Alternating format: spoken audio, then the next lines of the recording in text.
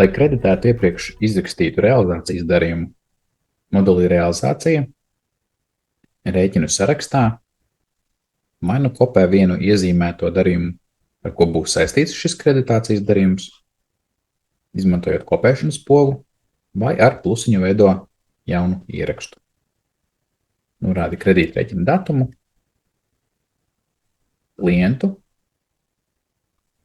izvēlēs, ka šis dokuments būs kredītrēķins, ievadi kredītrēķina rindās informāciju,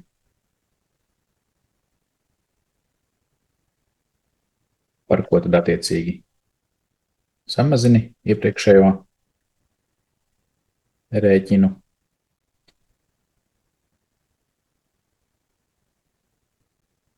Un attiecīgi, ja šis kredītrēķins kreditē vēl iepriekš izrakstītu, bet nesamaksātu rēķinu, tad kreditēt rēķinu sadaļā var izvēlēties no saraksta pret kredītrēķina datumu skatoties iepriekš izrakstītu, bet vēl neatmaksātu rēķinu.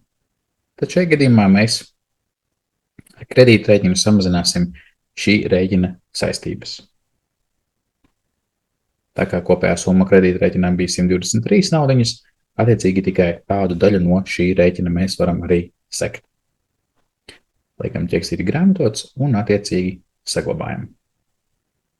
Šajā gadījumā rēķinu sarakstā redzēsim to, ka kredītrēķins jau ir samaksāts un izmantots pilnībā, un attiecīgi tā kā tas kreditēja 13. rēķinu, tad 13. rēķina status atskaitē redzēsim, ka atlikusī neatmaksātā daļa klientam ir 25,83 naudiņas, ko arī redzam šeit, rēķinu sarakstā, neatmaksātās summas kolonā.